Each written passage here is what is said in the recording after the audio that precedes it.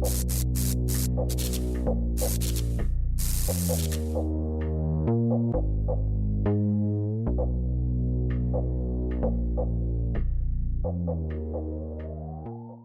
vaxtınız xeyir, hörmətli izləyicilər. Siz Lektor podkastına baxırsınız. Biz sizə Azərbaycan Dövlət Neft və Sənaye Universitetinin uğurlu məzunlarını tanıtmağa davam edirik. Bugünkü qonağımız Azərbaycan Dövlət Neft və Sənaye Universitetində həm bakalavr, həm də magistratura təhsilini almış, hazırda sənayedə etibarlılıq istiqaməti üzrə fəaliyyət göstərən tanınmış mühəndislərdən, uğurlu məzunlarımızdan biri Nübar Sadıqovadır. Xoş gəlmisiniz Nübar xanım. Xoş gördük sizi. Siz həm bakalavr, həm də magistratura təhsilinizi Azərbaycan Dövlət Neft və Sənaye Universitetində almısınız. Kimya Texnologiya fakültəsini bitirmisiniz və istəyərdim bir qədər burada keçdiyiniz təcrübədən danışaq. Adınızda təhsil almaq sizə peşəkar baxımdan nə qazandırdı? Bəli, bakalavr dövrlərində mən demək olar ki, çox biliklərimi, nəzəri biliklərdən söhbət gedir. Neft sənayesi ilə bağlı, mexaniki mühəndisliyi ilə bağlı, ümumi olaraq çox məlumatları, neftin emalı, fraksiyaları, tərkibi və analizlərlə bağlı mən əlbəttə ki, bakalavr müddətimdə aldım.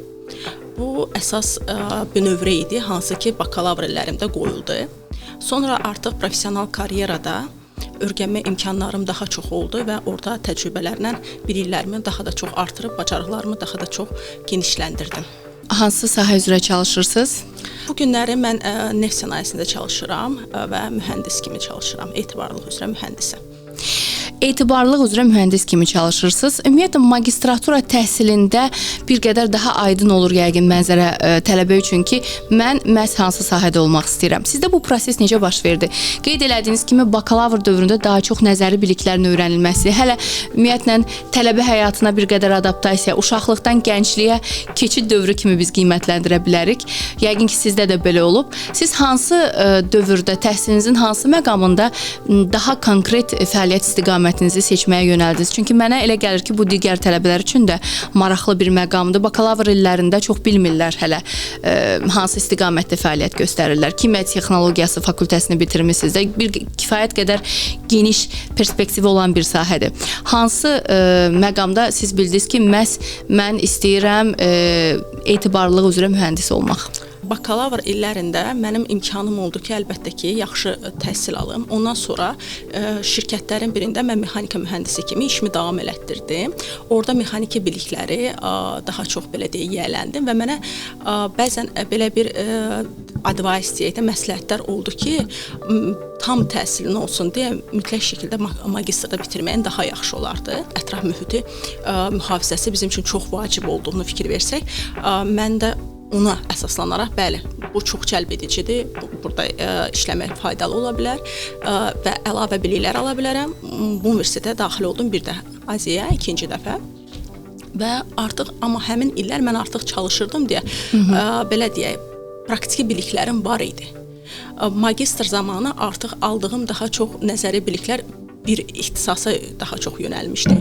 Ondan sonra isə belə oldu ki, mən digər şirkətlərə apply etdikdə, biri də etibarlılıq idi. Orada etibarlılıq mühəndisini gördükdə düşünsəm yeni bir anlayış idi. Bəlkə də həmin zamanlarda çox da geniş yayılmamışdır. Məni elə intervyuya çağırdılar, ondan sonra keçid edib etibarlılıq mühəndisi kimi başladım işləməyə. Aha, çox gözəl və siz artıq təhsil aldığınız müddətdə paralel olaraq peşəkar fəaliyyətinizə başladınız və sizin təcrübənizi də dinləyərkən bunu bir daha anlamaq olar ki, konkret olaraq hansı istiqamətə yönəlmək təcrübə formalaşdıqca meydana gələn bir prosedurdur.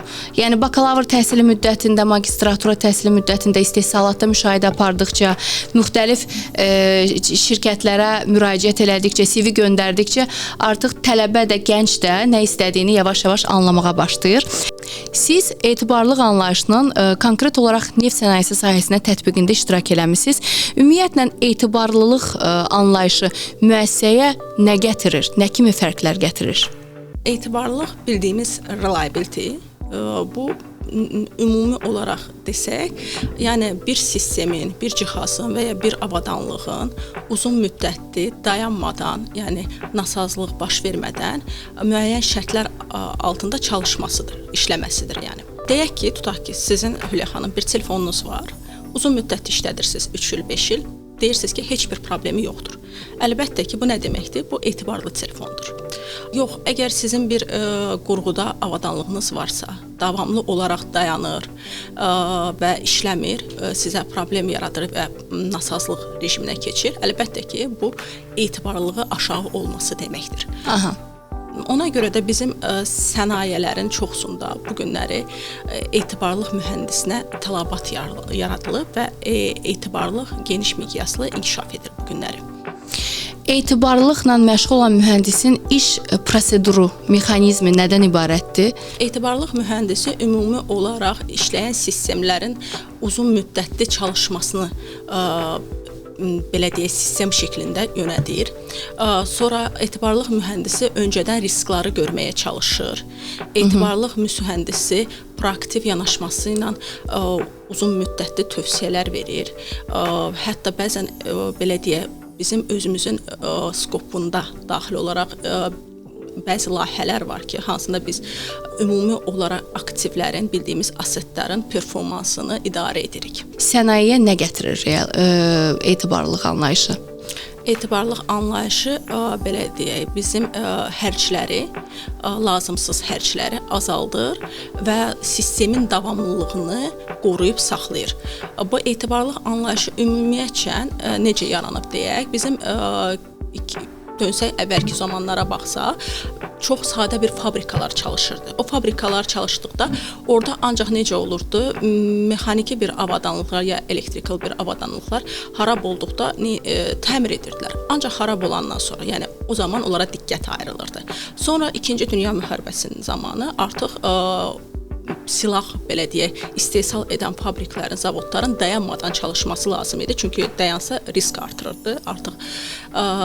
Ona görə də burada belə bir ehtiyac yarandı ki, bəlkə biz avadanlıqlarımıza bir baxım strategiyası verək. Yəni ki, biz onlara bir müddətdən bir nəzarətdə saxlayaraq, onların xarab olmasını, sıradan çıxmasını, yəni qarşısını alaq.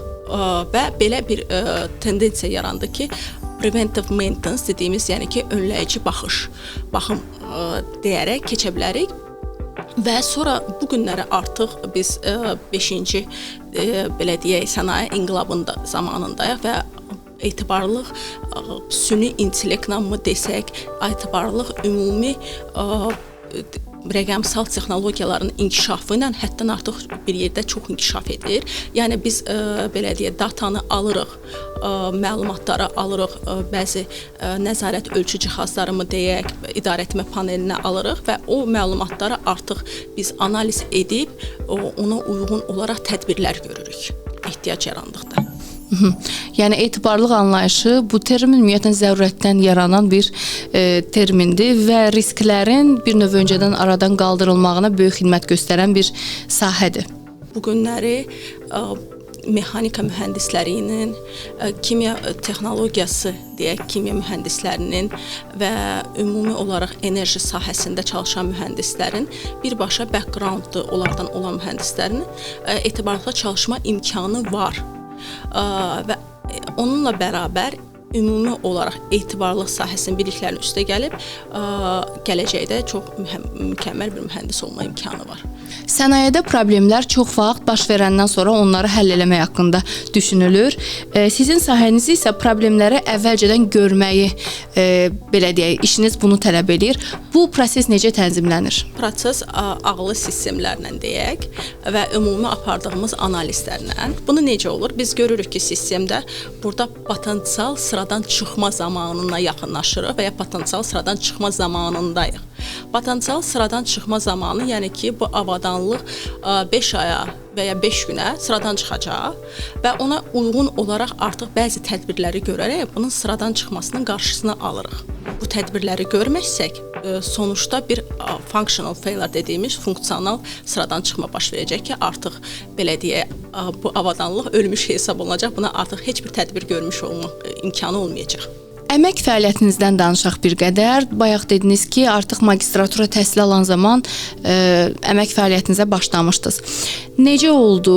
İlk hansı sahədə çalışmağa başladınız? Bir qədər digər tələbələr üçün də bu məncə maraqlı bir hekayə olardı. Öz əmək fəaliyyətinizdən danışasınız və hazırda hansı sahədə çalışırsınız, hansı şirkətdə çalışırsınız? İlk öncə mən kimya mühəndisliyini bitirsəm də mexanika mühəndisliyi kimi təklif aldım və şirkətlərin birində orada başladım çalışmağa. Daha çox mexaniki biliklərə sahibləndim.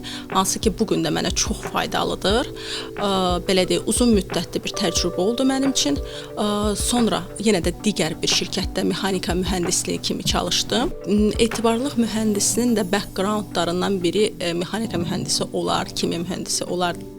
Öncədən vurğuladığım kimi buranı seçməyə imkan yarandı və burada artıq sahədə belə deyək, sahə mühəndisləri ilə bir yerdə neft sənayesində çalışıram. Əlbəttə ki, neft sənayesinin də digər sənayələr kimi bu günləri ehtiyac yaranıb ki, sistemləri etibarlı qursun. Halbuki bu həmçinin digər sənayələrdə, kimya sənayesində olsun və ya enerji sənayesində olsun və ümumi olaraq dünyanın tendensiyasına baxsaq, çox fabriklərin, zavodların, istehsal edən müəssisələrin ehtiyacı var ki, əlbəttə ki, sistemləri etibarlı olsun. Nəyə görə? Etibarlılıq 3 faktoru nəzərə alır: performansı, riski və hərci. Burada hər sənayənin və müəssisənin öz yanaşması ilə hərci tutaq ki, azaldıb ya çoxaltmaqla və ya performansı yaxşılaşdırmaq olar. Avadanlıqların, sənayədə istifadə olunan avadanlıqların hansının hazırda işlək durumda olub-olmadığını, onların təmirə ehtiyacı olub-olmadığını necə müəyyən edirsiniz? Biz apardığımız analizlərlə bunu müəyyən edə bilərik. Ümumi olaraq ilkin olaraq bizim apardığımız analiz, yəni avadanlıqların, asetlərin, aktivlərin fərqli-fərqli işlədə bilərik. Kritiklik analizidir. Kritiklik analizi nədən ibarətdir? Kritiklik analizi təcrübəyə əsaslanaraq bu avadanlıq nə qədər tez müddətdə sıradan çıxa bilər, yəni sıradan çıxmanın tezliyini biz və bu sıradan çıxarsa hansı nəticə ilə bizim üçün belə deyək, bitəcək, öz əksini tapacaq. Biz onu əlbəttə ki, vurmaqla biz ümumi riskin səviyyəsini tapırıq. Riskin səviyyəsi də bölünür deməli aşağı, orta, yüksək və çox yüksək səviyyəyə və buna əsaslanaraq biz deyə bilərik ki, bizim avadanlığımız nə qədər kritik avadanlıqdır bu sənayədə. Və bu bizə kömək olur ki, ona uyğun olaraq artıq belə deyək, basic olan bir baxım keçirdək, yoxsa bildiyimiz standart baxım keçirdək və ya ümumi olaraq tanıdığımız optimum keyanı, hansı ki biz artıq digər bir analizlə tamamlayaraq artıq həyata keçirdə bilərik. Digər analiz dediyimiz, yəni etibarlılığa yönəlmiş təmir, bildiyimiz reliability centered maintenance, hansında ki artıq bizim çox yüksək və yüksək kritikli olan avadanlıqlarımıza birbaşa baxaraq onlara uyğun preventive maintenance, yəni önləyici təmir tətbiq edə bilərik. Həmçinin bugün sənayədə bizim əsas keçid etdiyimiz condition monitoring, yəni dediyimiz predictive maintenance çox əhəmiyyət daşıyır. Yəni avadanlığın vəziyyətinə baxaraq ona uyğun tədbirlər, təmirlər görmək olar. Hansı daha təcilidirsə, bu proses bir qədər sürətlənir. Bəli. Daha sadə dillə desək və monitoring nəticəsində müəyyən edirsiniz ki, nə vaxt hansı tədbir görmək lazımdır. Və bu davamlı şəkildə gedir də. Sənayedə ildə neçə dəfə olmalıdır bu monitoring məsələn? Belə bir rəqəm varmı? Bu dəqiq rəqəmlə deyə bilmərik, müəssisədən müəssisəyə fərqlənə bilər. Ümumi olaraq bunun məlumatlarını hər müəssisə özü müəyyənləşdirir ki, nə qədər zamandan bir yeniləsin. Sistem olaraq bir dəfə qurula bilər, sonra davamlı olaraq yeniliklər gətirilə bilər. Yox, əgər sistem olaraq biz qurduqsa görürük ki, bu baxım strategiyaları, yəni bir müddətdən bir mən buna təmir idarə edirəm. Tutaq ki, bir pampum var, onun vibrasiyasını ölçürəm, vaxtında yağını dəyişirik və ya onun yastıqlarını zamanında dəyişirik, amma yenə də bir problem baş verirsə, biz onu artıq kök səbəb analiz edirik və o kök səbəb analizdən artıq bilirik ki, bizim əsas səbəbimiz hardadır və o səbəbə artıq uyğun, bəlkə də spesifik bir tövsiyə veririk. Amma bu tövsiyənin çox böyük bir əhəmiyyəti var. O tətbiq olduqda artıq bu cür problemlər digər belə tipli nasoslar üçün də tətbiq oluna bilər və bu da öncədən təmir deməkdir. Uzun illər mühəndis kimi fəaliyyət göstərmisiniz. Mənə çox maraqlıdır. Yumşaq bacarıqlar məsələsində necə bir qeydiniz ola bilər, bəlkə maraqlı bir qeydiniz ola bilər tələbələr üçün. Bu etibarlılığı komanda ilə ünsiyyətdə necə tətbiq edirsiniz? Hər birimiz etibarlıyıq deyəcəm sizə. Bəli, etibarlılıq ümumiyyətcə hardasa bizim hamımızın həsiyyətinə yanaşmasına oturub. Əlbəttə ki, digər komanda yoldaşlarımızla da əsas məqamlardan biri ümumi olaraq bir komanda şəklində çalışmağımız, bir-birimizə etibar etməyimiz və bir məqsəd üçün xidmət etməyimizdir. Amma ümumi yumşaq xüsusiyyətlər, belə deyək, yumşaq bacarıqlardan danışsaq, mənim bakalavr müddətlərindən belə bu günə kimi inkişaf elətdirdiyim həddən artıq çox bacarıqlar var ki, hələ də inkişafdadır əlbəttə ki. Deyək ki, bakalavr müddətində bizim o zamanlar oxuduğumuz kitabları ancaq, yəni belə deyək də, artificial intelligence-ın, süni intellektin çox az inkişaf elədiyi zamanlarda bizim ancaq nə var idi əlimizdə? Davamlı olaraq bakalavr üçün bir diplom işini, bir kurs işini yazmaq üçün gedirdik elmi ədəbiyyat yalnız. Bəli, elmi ədəbiyyat olan müəssisələrə, kitabxanalara. Orada nə edirdik? Saatlarla kitabı axtarırdıq, uyğun olan kitabı axtarırdıq, uyğun olan leksiyanı axtarırdıq, məlumatları alırdıq və eləcə yazırdıq. Bu həddən artıq çox zaman alırdı. Düzdür, bu günləri artıq bu daha rahat olub, amma ki, onun mənə gətirdiyi bacarıq səbirlə, davamlı olaraq nəyisə araşdırmaq üçün məlumatlara üz yönəlib oxumaqdır. Əlbəttə ki, bu günlər artıq bir linki açaraq həmin məlumatı tapırıq, amma ki, bir araşdırma apardıqda hansısa avadanlığın sıradan çıxması, biraz mübahisəli mövzu olduqda artıq bir neçə dənə mənbəni məruzə etmək, yəni lazım olur və bu mənə hardasa yumşaq bacarıqların birində inkişaf elətdirməyə gətirib çıxardı. Həm də ki, siz məcbur olurdunuz ki, kompüterin qarşısından qalxıb gedib müxtəlif məkanlarda insanlarla da ünsiyyətdə olasınız. Bu sizin sahənizdən irəli gələn bir tələb olsa da, bu sizin yumşaq bacarıqlarınızı məcbur olurdunuz ki, həmin dövrdə inkişaf etdirəsiniz. Bugünkü qədər çox hər şey internetdə o dərəcədə əlçatan deyildi 10 il bundan öncə. Bəs indiki tələbələrə nə məsləhət görərdiniz? Onlar necə yumşaq bacarıqlarını inkişaf etdirsinlər? Çünki süni intellekt dövründə yaşayırıq dediyiniz kimi və məlumatlar daha əlçatandır. Özəlliklə mühəndislər o qədər çox insanlarla yox, daha çox əşyalarla işləyirlər, proqramlarla işləyirlər. Ona görə bir qədər yumşaq bacarıqlar geridə qala bilir bəzən.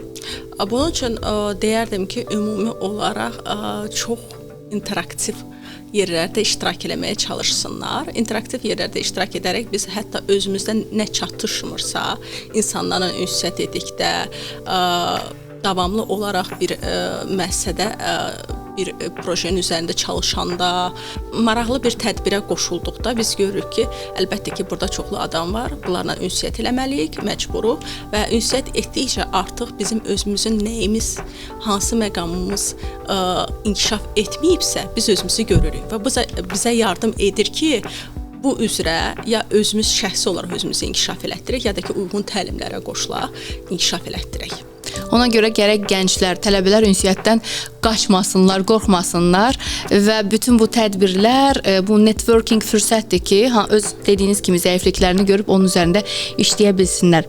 Siz bir qadın mühəndis kimi kişilərin çoxluq təşkil elədiyi bir sahədə çalışırsınız. Bunun da yəqin ki, öz çətinlikləri var müəyyən qədər və bu belə bir mühitdə öz mövqeyinizi qurmaq, bir xanım mühəndis olaraq nə kimi çətinliklərlə qarşılaşdınız və bizim gənc xanım mühəndislərimiz də var, tələbələrimiz də var. Düşünürəm onlara da sizin mövqeyiniz bir motivasiya olardı. Bəli, mühəndislik öncəliklə baxsaq daha çox bəylərin seçdiyi bir sahə idi. Amma uzun illər ərzində. Bu günləri nə görürük? Bu günlər artıq xanımların marağı bura çoxalıb. Mən öz fikrimi deməli olsam, yəni mühəndislik sırf bəylər üçün yarandığını deyə bilmərəm. Nəyə görə? Çünki burada fiziki bacarıqlardan çox, daha çox analitik düşüncəyə, problemlərin həllini tapmağa yönəlmiş bir sahədir və burada bizim mütləq deyil ki, hansısa yəni bəy cinsinə və ya xanım cinsindən olaq, burada hər ikimizin bir yerdə çalışa biləcəyimiz bir məkanlar var. Bəli, bu günləri ümumi olaraq bütün uzun müddətli karyeram, yəni ki, karyeramın ümumi gedişatına baxsam, bəli, orada ümumi olaraq bəzi challenge-lar olub, hansı ki, bizə deyərdim ki, bu challenge-lar hamısı bizi daha çox gücləndirib. Və bu challenge-lar hamısı zaten bizi daha da çox böyütmək üçün, professional inkişafımız üçün normaldır və bunlar olmalıdır. Bir challenge olaraq görəndən sonra artıq heç bir maneə sizin qarşınızı kəsə bilməz və istər xanım, istər bir bəy, fərq eləməz, istənilən sahədə yaxşı mütəxəssis olandan sonra həm karyera perspektivləri açılacaq, imkanlar açılacaq. Yəni gənclərimiz bu baxımdan öz imkanlarının gərək fərqində olsunlar və heç də qorxmasınlar, çəkinməsinlər. Müasir dövrdə texnologiyanın inkişafı hər bir sahəyə öz töhfəsini verib. Bəs etibarlılıq sahəsində çalışan bir mühəndis kimi sizin sahənizə müasir texnologiyalar nə kimi töhfə verir? Əlbəttə ki, insan vaxtının itirməsini azaldıb bir xeyli. Yəni əvvəllər biz ümumi olaraq görürdük ki, bir məlumatı almaq üçün vəziyyəti barədə işləyən avadanlığın biz özümüz davamlı olaraq hardasa uyğun, belə deyək, uyğun olan, olmayan bir tədbirlər görürdük. Bəzən də vaxtımızı itirirdik bununla. Amma bu günləri araşdırmaq üçün, bu günləri artıq bizim datalarımız var, hansı ki, sistemlər birbaşa bizə gətirir, çıxarır, yəni uyğun toollarına. Və həmçinin bu günləri çox gözəl bir robotlar inkişaf edib ki, hansı ki, imkan yaradır ki, qapalı şəraitdə giriş edib, ümumi avadanlığın vəziyyəti barəsində məlumatı bizə ötürsünlər. Və bu bizim artıq düzgün və dəqiq vaxtında datanı alıb, analiz edib, ona uyğun addım atmağımıza imkan verir. Bir növ texnologiyanın inkişafı sizin iş prosesinizi sürətləndirib. Bəli, bütün sahələr kimi deyərdim, bizim sahədə əlbəttə ki, bu barədə çox sürətlə inkişaf edir. Yaxşı mühəndis olmaq üçün vacib olan keyfiyyətlər nələrdir bəs? Birincisi, yəqin ki, mühəndisin çox marağı olacaq ki, nasazlıq olan, problem olan məsələləri necə aradan qaldıra bilər yanaşsın. Tutaq ki, bir кейsdir, orada görürsünüz ki, hamı baxır belə durur ki, mən bunu necə həll edim. Hətta simple və ilə desəydik ki, bəzən görürük ki, çətin legoları yığmağa maraq dairən insanlar, marağı olan insanlar çox vaxt mühəndis olurlar. Nəyə görə? Çünki onun artıq əvvəldən belə deyə canlı var ki, bunu getsin, düzəltsin, qursun, nəsə bir oradan sistem yaratsın və faydalı olsun. Və bu insandan əlbəttə ki, hardasa öncədən, yəni bir vergi kimi verilib ki, bunlar mühəndis olmalıdırlar. Son olaraq istəyərdim ənənəvi sualımızı sizə verim. Bugünkü lektorumuz olaraq müasir gənclərə, Azərbaycan Dövlət Neft Sənaye Universitetində təhsil alan tələbələrə məsləhətləriniz, peşəkar tövsiyələriniz nədən ibarətdir? Tövsiyələrim sadə dillə desəm, ən birinci odur ki, əlbəttə ki, çalışın maksimum bu vaxtdan, bu zamandan istifadə edin. Bu zaman qayıtmayacaq sizə geri, hər birimiz bilirik. Bu zaman ərzində siz daha tez rəqəmsal texnologiyaları nə qədər tez öyrənsəz, onları yaxşı istifadəsini, düzgün istifadəsini sizə faydalı olan hissənin gələcəkdə xarici dil imkanlarını da belə vurğulamaq lazımdır. Çünki çox mənbələr xarici dildədir və inkişaf etmək üçün bu artıq danılmazdır.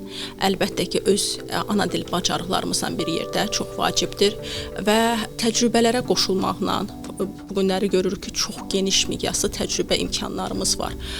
Artıq hansı təcrübəni alacaqlar və əsas məqam biz əvvəldən nə olmaq istədiyimiz, kim olmaq istədiyimizi bilməliyik, arzumuzu məqsədə çevirməliyik. Bugün qonağımız olduğunuza görə və peşəkar məsləhətlərinizi, təcrübənizi bizlə bölüşdüyünüzə görə çox təşəkkür edirik və sizin timsalınızda etibarlıq anlayışının həqiqətən də sənayedə nə qədər önəmli yer tutduğunu bir daha anladıq. Təşəkkür edirəm. Mənə də çox xoş idi. Bugünkü söhbətimiz bir daha onu göstərdi ki, əsas peşəkarlıq problem baş verəndən sonra onu həll eləyə bilmək deyil, onu əvvəlcədən görmək və qarşısını ala bilmək üçün sistem qurmaq bacarığındadır. Bu baxımdan etibarlılıq sahəsi həddindən artıq önəm daşıyan bir sahədir. Bugün uğurlu məzunumuz Nübar xanımın timsalında daha bir uğur hekayəsini dinlədik. Növbəti hekayələrdə görüşənə qədər hələlik.